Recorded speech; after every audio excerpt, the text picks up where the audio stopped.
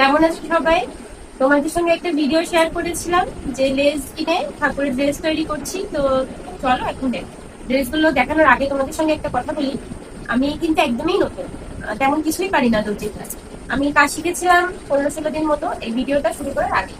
ভিডিওটা শুরু করার পরে আমি একদিনও বসতে পারিনি মেশিনে। তো সামনে যেহেতু পুজো, পুজো নিজেরা তো নতুন ড্রেস করলে হবে না, ভগবানদেরও পড়াতে হবে, তাই বানিয়ে দিয়েছি। চলো এবার দেখো। প্রথমে দেখাবো আমার শাশুড়ি মায়ের গোপালের জন্য যে ড্রেসটা বানিয়েছি।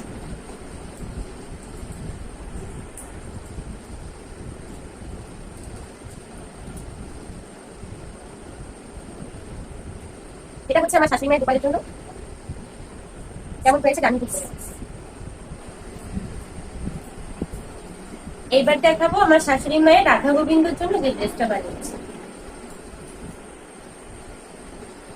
এটা হলো নিচের পাট, আর তার সাথে এইটা হচ্ছে ওটা।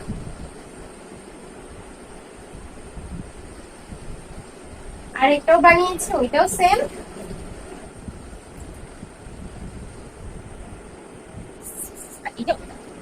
ওইটা হচ্ছে দুই সাইডে লেস বসানো, আর এইটা হচ্ছে মাঝে লেস বসানো। আর একটা ড্রেস বানিয়েছি, সেটা হচ্ছে আমার মায়ের গোপালের জন্য। আমার মায়ের গোপালটা হচ্ছে একদমই ছোট, একদম ছোট্ট গোপাল, 0 সাইজ। এটা হচ্ছে আমার মায়ের পাশে। এই ড্রেসটা বানিয়েছি মূলত টুকরো কাপড় দিয়ে। শাড়ির আঁচলের থেকে যে কাপড় বেঁচে গিয়েছিল সেলাইয়ের সময়, সেই টুকরো কাপড় দিয়ে বানিয়েছি। একদম চিকন কাপড় ছিল, সেইটাকে আর কি জোড়া দিয়ে বানিয়েছি। কেমন লাগলো জানিও। আমি জানি আমার থেকে অনেক এক্সপার্ট দর্জি আছে যারা অনেক সুন্দর সুন্দর জামা তৈরি করতে পারে। আসলে আমি তেমন পারি না কিছুই, কারণ কাজ শিখেছি একদমই নতুন, সেভাবে প্র্যাকটিসও করতে পারিনি কখন। নতুন কাজ শিখে 2-3টা জামা বানিয়েছিলাম।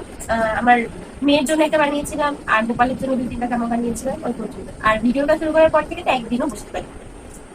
তো কেমন লাগলো জানিও। সবাই ভালো থেকো, সুস্থ থেকো।